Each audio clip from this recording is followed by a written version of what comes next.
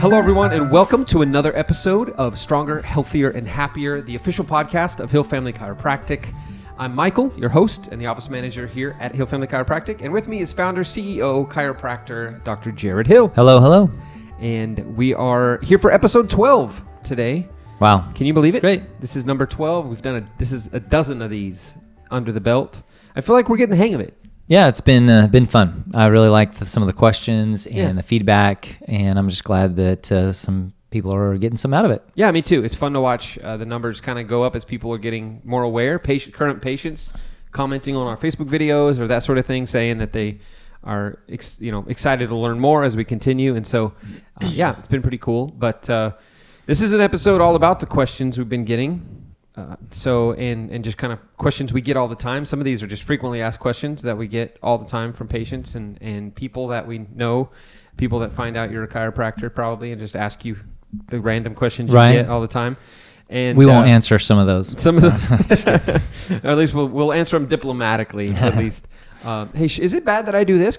That sort of stuff. But I wanted to start with a quick question, just kind of 12 episodes in. Yep. My first question for you is what have you enjoyed most about kind of going through these 11 episodes that are kind of the Better Results Faster class, but in this format as a conversational more than presenting it at a public speaking kind of opportunity? What'd you like about that? Yeah. Well, you're super fun, so I like spending time with you. That's nice. You're just saying that because it's almost Christmas. Oh, maybe not. But really, on top of that is I enjoy. It gives me satisfaction if people have better understanding of how the body works. Yeah. And my heart is I just want people to see them get well and stay well. And so knowledge is a key part of that. And not that I know, far from knowing everything, but there's some things over the years that we have learned that we've been able to help a lot of people with. And so anytime I get a chance to share that and people learn that, it's very satisfying to me. And this format versus workshops and things like that gives, I like it because it gives people access to tune in even after it's done or complete. Yeah. So if some people didn't make it to the workshop and they're like, oh man, I sure wish they would have been there. They've been asking me questions that we covered tonight, versus, hey, go to the podcast and listen to it. Right. So that's great. It's been good. Yeah, that is good. I like how it gives us opportunity to dig a little deeper. Mm-hmm. Because we're spending, probably 20 minutes of conversation on something you may only hit for 2 or 3 minutes in the actual workshop. Right. True. Yeah. So whether it be explaining how our scans and everything work and the different tests we do in the office or testimonies from different patients and that sort of thing, or even just like explaining the benefits of doing your home exercises, all of that stuff is just a little section of the overall 1 hour talk you do. But we've spent over 11 episodes, we've spent over 5 hours, just around 5 hours going over the stuff you do in an hour. Now, some of it's me being dumb and just That's chatting. True. It's just me trying to be funny and entertaining. That's all I bring to this thing because you're the guy with all the knowledge. So I gotta provide something. No, but it's cool that we can dig in and spend so much time on these important topics. And sometimes repeat some things and kind of go over again some of the things we've talked about in the past. And so I think it's really useful. It's really helpful. As I listen back to things, I'm even reminded through our conversations, whether it's while we're having them or as I go back to listen, because I do like to listen to what we record here just to see how it sounds and how everything is. Make sure everything's working right, Yeah. But I listen to that stuff and it's just great reminders for me, even though having been a patient forever and now working here, I have most of that information. It's just a great reminder. So right, sure. I think it's great. I think it's a great opportunity for new patients who are kind of new to what we do to learn a bunch, and also for patients who've been around a while to just grow in their knowledge and become more aware of the different things that we do here and why they benefit them as patients and how they can get better results faster. Exactly, for sure. So it's been great. So I reached out and we've been asking for several episodes here for questions from those of you who listen or watch. I've also reached out to some of our community in the areas. Hey, what are some common questions that you get about chiropractic or that you're asked? Some of our team members have kind of chimed in and said, here's a question I get all the time. You should talk about that on the podcast. And so we're going to cover some of those today and let you answer these questions because I think that presenting what we think everyone wants to know is super good because it's important information.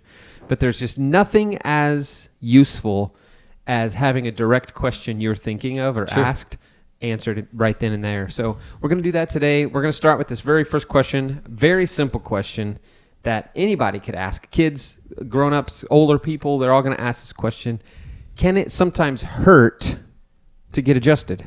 Yes. And if so, why? That's a great question. Actually, most people, they get a lot of relief from the adjustment, but yes, it can hurt as well because a lot of times you're dealing with a problem that has a lot of inflammation around it. They've had injured muscles or a lot of swelling in that area. So sometimes to adjust that, it can have some soreness and be a little bit painful. But I kind of like to look at it as almost like a soreness from a workout. So especially like, for example, some people may not even feel any soreness from the actual adjustment, but they may have some soreness afterwards because of all the ligaments, the tendons, and the muscles and everything that are attached to the spine, and we adjust to restore function and alignment in that. There's change that has occurred, and then so the muscles and the ligaments and the tendons and everything else has to adapt to that, and it can cause some soreness. There's a healthy change that needs to be happening in that. And it's kind of like if somebody goes to the gym and they work out and they go, oh great, that felt good, and then all of a sudden the next day they're like super sore. Does that mean that it was a harmful thing that they did? No, they worked out and their muscles are strengthening, and that's what part of the soreness. So sometimes that can happen, but usually that happens at the first part of the care because a lot of times, unfortunately, a lot of patients have had the problem for so long, and it's a bigger change. Gotcha. And so that's what's great with, depending on the age or the severity or what we're dealing with, we want to take the approach very carefully and specifically for their condition, so we can adjust to avoid that as much as possible. Yeah, I think, and this may not be 100% of the time, but I know with my 4 kids, they don't really experience pain when they get adjusted almost ever. Right. And I think, and I was telling my daughter today, because I gave her a hug and her back kind of popped a little bit, not a bunch. I didn't even hug her that hard. It just did. Now I got to check her out. And I got to check her. But what I told her was, I said, you know what? I actually said this. I said, since you've been getting adjusted since you were 2 days old, it probably actually just went back where it was supposed to be, because I didn't squeeze you that hard. Like I wasn't doing anything crazy. And so, anyway, those kinds of things don't hurt her, don't bother her, because she's been in alignment for so long, because she's been consistently in care for her whole life. So, well, on that note too, that kind of brings to a question. I don't know if you have that on your list. I don't know. We'll find out. We can check it off if we I'll just ask it again. You can do it twice. Is when that happens, a lot of times it's normal for when people are stretching for sometimes popping and things like that to occur, because when like even to do this podcast, we're going to be sitting here in a certain position, and we go to stretch, like there may be some movement in the spine. That's okay. That's healthy. Actually, we were supposed to exercise and stretch, and it's okay, and it can be good for those areas of the spine to pop. That popping is just an air released out of the joint. Yeah. But what we don't like to have happen is if we're like, man, there's something around it, and we're like cranking on the body and trying to twist it to try to get that can be dangerous, or it can cause problems and so forth. Or saying like, oh, hey, buddy, come here. Can you pop my back? And crossing your arms and have them squeeze you as hard as they can. Right. So sometimes that could be a benefit for someone, but it's kind of like a shotgun approach, to where if unfortunately if they have a serious subluxation in there, they can make it worse. Right. Or what's really common is someone that like starts to pop their neck or their back. It's kind of like becomes this chronicity, because they're actually we call it a general manipulation of the spine, where they're getting it to move and pop and cause that audible, but they start to cause a weakness because they're just constantly chronically adjusting an area, or really not adjusting, but manipulating the spine to rather than really honing into the exact spot that needs it. And the reason why they're needing to do it over and over is probably because there's an underlying subluxation or problem that is not getting taken care of, and that's why that keeps happening. Or it could be something that they're doing that keeps causing it. But the main thing is we need to find out what that underlying issue is, rather than, unfortunately, a lot of people, they get a neurological response. They start getting in a habit, or almost like a tick. They continually adjust their neck or their back or whatever. Or they get that idea that because it gives them a little bit of temporary relief, they think it makes them feel better, which we've talked about. They think the problem, oh man, that helped me so much. Right. Well, it made you feel better, but maybe it didn't do very good for the actual health of your spine and your nervous system. Your function. It's not helping you with function. It's just how you feel. So yeah, that's good. I don't think that was a specific question about that. So that's Okay. great. We got a 2 for Bonus. 1 special there. Yeah, bonus. Here we go. This is another good one. This is a common question we get in the office. This is kind of the frequently asked questions list to start off with, these first 4. Why do I need to keep coming back to the office to get adjusted? Okay. Yeah, that's a good question. Well, the majority of problems we see in our office happen clear back in childhood. We've talked about the birthing process and slips and falls in sports and our postures and computers and iPads and phones and all the things that can cause stress to our spine. And then that over the years and years and years of the body coping and adapting to that. So then when we identify where the subluxation, that shift in the spine that's interfering and causing the problem, when we go to adjust specifically that area and adjust it, guess what it wants to do?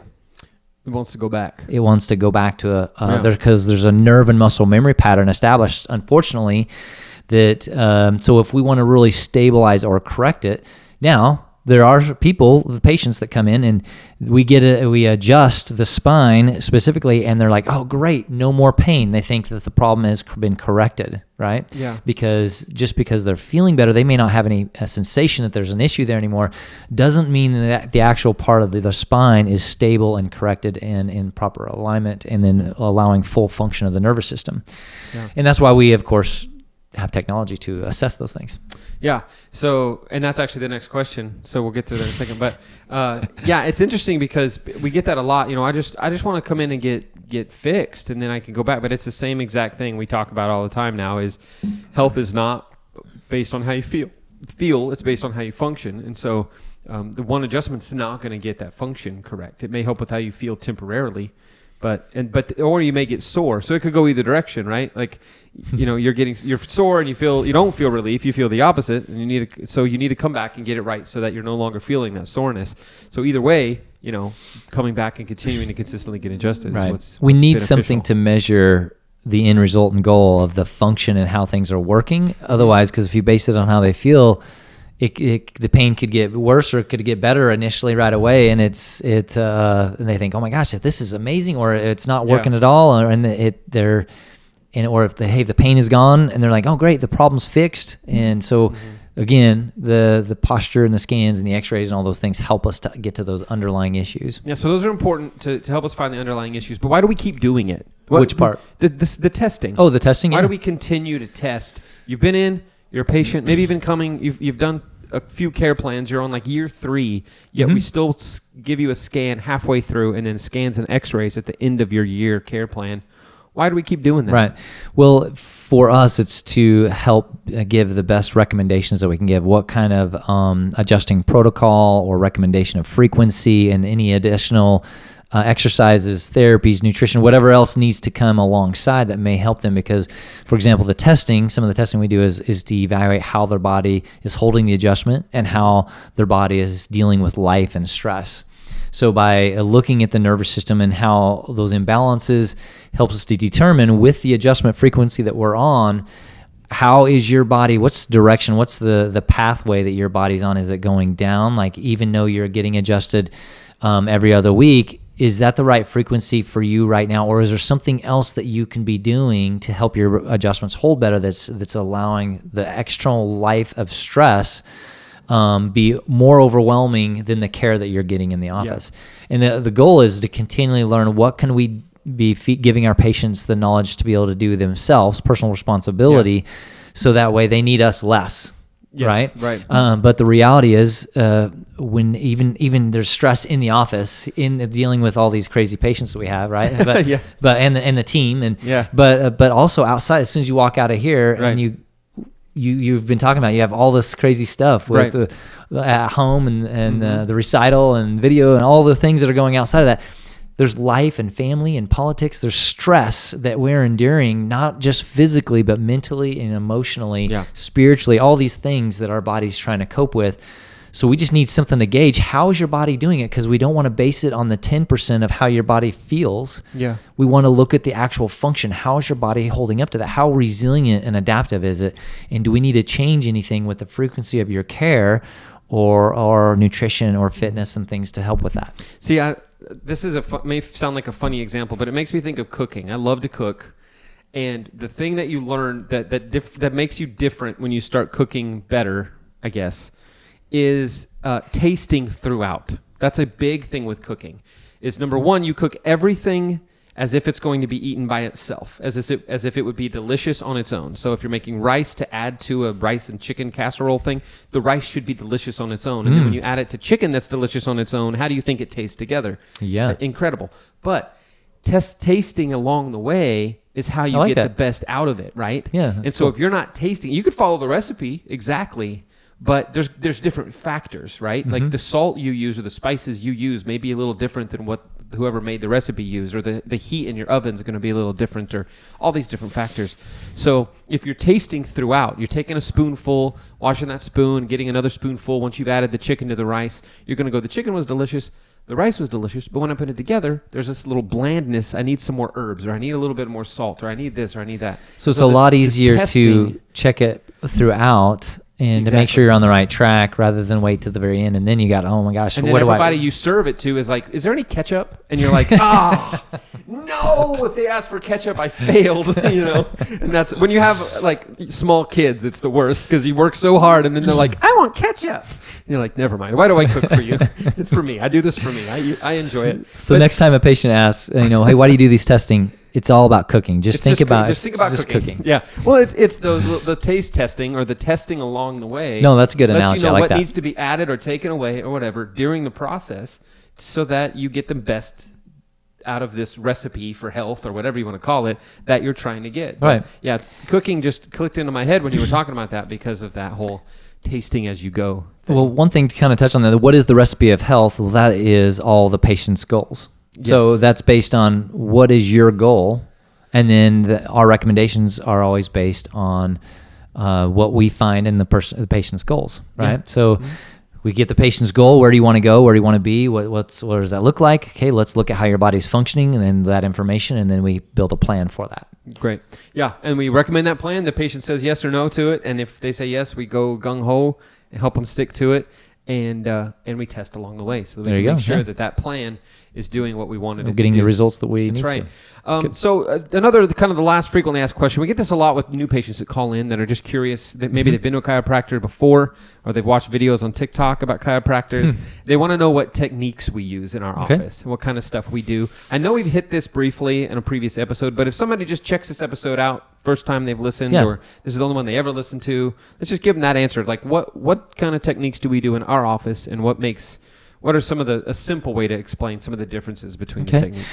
Well, we're very big on not being a certain specific only office, and the reason is because we believe that different techniques help different people in their different situations, from a baby to a 90-year-old osteoporosis lady, right? Or so.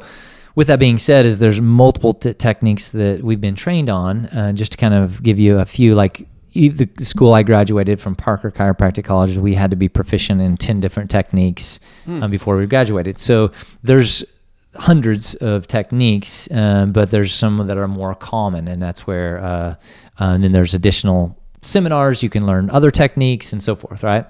So I mean, like one very, very common one that a lot of people may have heard of is diversified. It's just it's a manual adjusting of the spine, and there's certain techniques that come along with that, and that we're trained in.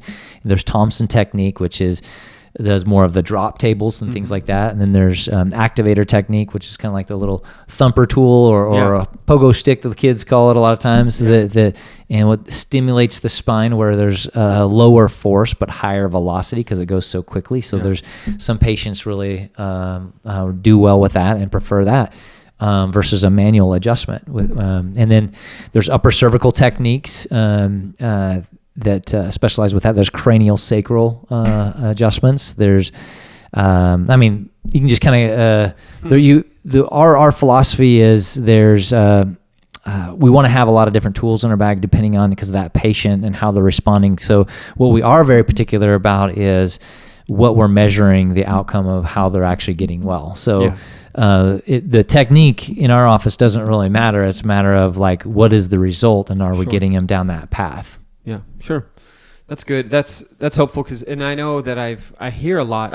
All I've ever had, my only chiropractic experience has been with you here in your office. So, I didn't know that that there were multiple different things until I started hanging around with other chiropractors at conferences or just hearing about the way different people do things. And so yeah, but it was cool to hear that, the approach here is just kind of yes and. It's like a little bit of everything, not why one or the other when it can be both and, any of them. So that is nice. And I like the fact that no matter who you are coming in the door, pretty much, we could probably serve you because doctors are trained on multiple different ways to adjust. That's our goal.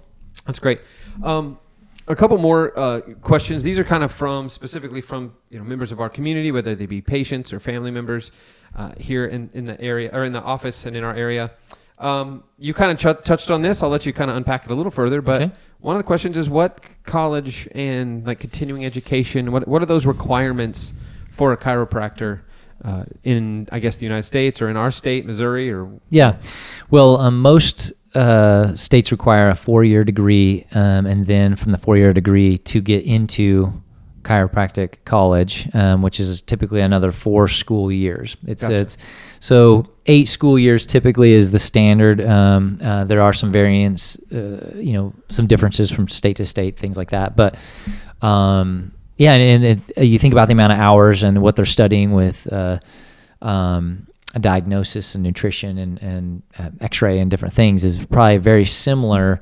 Most studies or books or research show that it's very similar to like a medical doctor. So, gotcha. But you got to think about a chiropractor is going to be focused more on nutrition and there with the chiropractic adjusting techniques rather than drugs and surgery and so forth. Gotcha.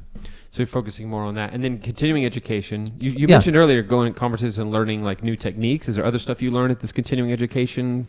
Yeah, actually the most techniques and a lot of that is kind of additional, meaning like we don't get gotcha. a lot of credit for that. That's just to better yourself, maybe. But you are required to get 48 hours every 2 years. So basically 24 hours every year of continuing education. Okay. And then those are things like diagnosis and X-ray and any updates with different research and so forth. I see. That's interesting. I didn't know some of that. That's really fascinating to me too. Just what all you have to do to be a chiropractor and stay a chiropractor. Okay, so from just being a chiropractor to patients and their kind of questions about their own care, here's another good one, is how long does it take before I see results once I start coming to the chiropractor? Okay. Good question. That can vary from person to person. So some people, they walk out like they're a new person. And so they can see sometimes after the very first visit, right? They can see amazing results. People that can't walk to have migraines to all of a sudden never have a migraine afterwards versus others. It can take several visits and sometimes months depending on how severe and how much degeneration and how much wear and tear, all the things that go along with it. So because you got to think about each individual, their age and their past history, the amount of damage that's been done, and then if there's other underlying conditions with inflammatory conditions that is going to be creating a lot more challenges of getting them well. Gotcha. And so that's where our office, what we like to dive into and are continually focusing on is getting better at pointing people with their lifestyle that can help with that, with their proper nutrition and fitness and stuff like that as well. Yeah. So this is just my question. So can you typically, when you first do a new patient exam with somebody and you first do the first consultation, talk about their history and do a table exam on them, and can you pretty much most of the time kind of do you have an understanding pretty quickly if it's going to be a long road to them getting the results, or does it surprise you a lot where you think maybe it will and then, wow, this person got better quick, or you think, oh yeah, this person will see some results pretty quick and then it takes a long time? I guess with some of it being based on how they behave as well, that does put a wrench in it sometimes, but besides that. You can to a certain degree, there's always those that are surprising, like, oh my gosh, I can't believe how quickly they got well, or man, this has taken longer than I expected, right? So there's definitely those, but I think because of seeing and taking care of hundreds of thousands of adjustments now over the 21 years, you start getting pretty good about having a pretty good idea of what you're dealing with and the game plan and kind of what to expect. Yeah. But like you said, then that other part is some of that expectation Especially further on in the care is going to be a lot of patient responsibility. So there's a difference between having the initial, hey, I'm feeling better, things are going better, and I can do the things that I couldn't do before. But then there's a difference of actually getting that to stabilize, strengthen, and go to those next level, which really has a lot to do with the patient if they're going to start doing the movement that they need and really taking care of their body. Gotcha. Yeah. A lot of it does depend on them. So, you're going to give 100% every adjustment, but they've got to give 100% on their end to start making the changes. It's a 3-legged stool we talked about. The adjustment's only one leg of those 3 legs. Right. So the other 2 are on the patient. So right. Guys like me who need to do our wobble disc more often. And I have the same problem myself with our team. We talk about it.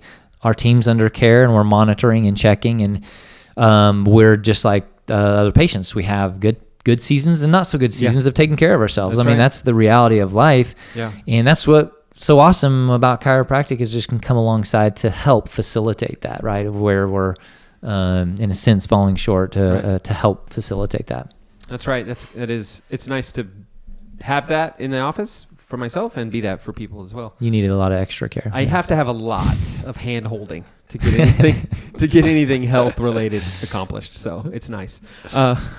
Another good question here is, do chiropractors ever refer patients to a medical doctor? What would cause them to do that? Yeah. You bet. Anytime we see any findings through the exam or through their care, there could be a specific injury or a fall or something internally that we're concerned about, and we'd want to refer them out. Anything that we feel like we're unable to help them with, and we would want to refer them. So it could be an orthopedic surgeon, or it could be their family physician.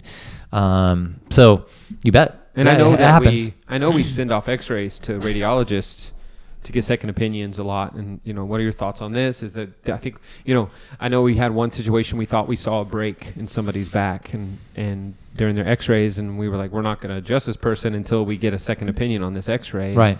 So catching those sorts of things and making those decisions, for sure, we refer them to somebody who's going to help with that particular situation. Yeah. So that's good. You bet. Awesome. And then how old should my child be before I start getting them adjusted? This isn't me asking this question. If you've listened to this podcast any length of time, I know the answer to this question. My question would be, well, when do you want them to start functioning optimally without anything interfering with it? I think the age for that would be like 6 or something. I don't think they need to be functioning well until I don't know, 10, 12. When they start going to school, maybe? Right. I don't know. Or maybe until they start exhibiting symptoms or things, right? That's a common thing. Well, when I think they need it. Well, how do you know they need it? Well, they're going to go by how they feel, the symptoms, when the ear infections start up or the asthma or whatever, versus mine. If it was my kids or a lot of our patients is as soon as they're born, right? Yeah. I mean, like as soon as they can. Many patients kind of pride themselves on that fact that they brought them on the way home from the hospital to get them checked and take pictures and things like that, because it's because they understand how important the nervous system is, how it controls their ears, their eyes, the nose, throat, all the digestive system, and how everything, so it's, even though we're not treating any of those conditions, but their spine and their nervous system can go through quite a bit from that process. And then you have car seats, and then learning how to crawl, and then when they fall off the bed, and then, or some of them off the grocery cart onto the hard surface. I mean, there's all kinds of things that happen that, and people say their kids bounce, it's fine. But they do, but something happens in the process. So I mean, that's the thing. What we talk about a lot is a lot of the problems we see in adults happen clear back in childhood. We're like, man, we have a 35-year-old in here with all kinds of degeneration in their neck, and like, I haven't had any accidents or anything since I was like 5 years old. I don't know why I fell out of the tree on my head, but I was fine. I mean, I was sore for a day and I couldn't turn my head for very well, but I was good, And then we look now and it's got all kinds of degeneration in there because their body's been coping with it for so long. Right. So it's that's a lot easier to stay out of trouble than to get out of trouble. Right. So. And I hear a lot, with the chiropractic, it's like, well, we've tried everything, so we decided to go ahead and try a chiropractor. And I'm just, to me, just 16 years nearly of experience with the chiropractor. I'm like, that's so backwards to me. It's like, well, we've done all the chiropractic we can do. We've done the supplementation. We've done everything else. I guess we'll see what the next option is, which we've never really got that far. I mean, allergy testing. It was a nutrition issue for one of our kids. So, but my first step is always like, well, they probably need a couple extra adjustments this month because things are a little hectic and a little crazy, and usually that's their body is able to function better because so it's just so backwards for me that whole when we decided to go ahead and try chiropractor because nothing else was working, and right. But that's just kind of the approach for a lot of people right now. But I think the answer to the question is pretty simple. It's like, bring them in tomorrow. Give us a call. Right. But I think people might be afraid of like, well, I don't want to be dependent on chiropractic the rest of my life though. Sure. Which I understand that. But it's kind of like, do you brush your teeth? Do you want to be dependent on brushing your teeth the rest of your life? Yeah. Yes. I mean, I don't know. There's other options. Or even just going to the dentist. Like they say, every 6 months you should go to the dentist. Right. And your spine needs even more than that. But it's just the same like continual checkups. I can live without my teeth too, yeah. But without my spine, what do you mean? But I digress. But the main thing is that it's not about constantly getting adjusted and where your body needs more and more adjustments. It's about getting checked. Right. And that's why we want to be very specific with our adjustments and not just manipulate the spine wherever it'll pop. Yeah. It's really look and evaluate and see, do they need to be adjusted? And then have testing that actually helps us to understand, how's the frequency? Can we go once a month rather than once a week? I mean, like, where are they at? Or if that is your goal, then we need to change some lifestyle stuff because you need to move more. You're sitting down, 8 to 10 hours a day, and it's really tough on your lower back. We got to get your body moving. That's why we have to adjust you every single week. Yeah. So anyway, that's good. Well, I think we've answered all the questions. There was one more on here that was just, why can't I just get adjusted whenever I want? And the answer has been most of the answers to these questions, which is, when would you come? Well, when you feel like you need it. But we don't base our health on how we feel, right? So, and we do have patients that do that. I mean, we still take patients that want to get adjusted, and they've been coming in for years, like here and there, and we'll try to help them the best we possibly can. But it's not correcting or stabilizing their situation. It's just helping them get through that pain level. So unfortunately, for majority of those people, there's a continual aging process in that part of the spine, which is affecting their nervous system and affecting their energy and their health or their cardiovascular system, immune system, different parts of their body, going from 100% to a 90% to an 80% or whatever. And we wonder why everybody around us is getting sick, or doesn't have the energy, or my body seems to be aging faster. How did I get here? Well, not that everybody under chiropractic care is going to be optimally healthy, but it's just one avenue that helps to maximize, to help improve that. And then there's, of course, a whole lifestyle, multiple things that go along to help support that. Yeah. Yeah, that's true. That's good. And I think that there's a lot of things, even just choices that we make, myself right now, this time of year stuff, it's busy, it's stressful. I don't have time to cook dinner.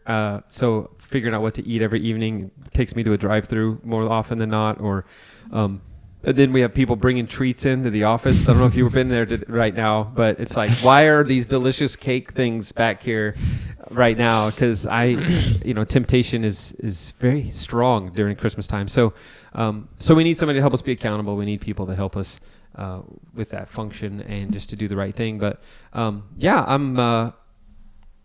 thanks for recording this podcast. Yeah, it's been great. It's great. Hopefully that's very beneficial for a lot of people. And I hope it answered some questions. And we want more. I mean, I'd love to, we get questions all the time. And we may have to just kind of pull out some of those again at some point. But what's fresh on your mind? What's something that you want us to address or talk about? We'd love to hear that. For sure. Either sending us a private message or public, whatever. I'm pretty excited because we use this Better Results Faster class to kind of get the podcast up and running and off the ground. Mm-hmm. And now we get to go to some more topical stuff as we move forward and talk about, probably the next couple episodes about just the holidays and handling stress of the holidays and nutrition and some of what I just talked about. Move into some fun stuff like reviewing products that are supposed to help you with chiropractic stuff. And we've had some conversations about some cool stuff that we can do with the podcast, and we're going to be moving into that. So any suggestions you have on those kinds of things, maybe your suggestion or your question becomes a whole episode, and that's pretty exciting too. So that's info at hillfamilychiropractic.com if you want to email us any of those things. info@hillfamilychiropractic.com, or you can comment on our YouTube videos, Facebook videos, or any of those things. And you can find the podcast on anywhere that you listen to podcasts. You just search Hill Family Chiropractic or Stronger, Healthier, and Happier. You'll find us there. And but yeah, thanks for another recording. And we'll see everybody next time. And I hope that you are stronger, healthier, happier. Awesome.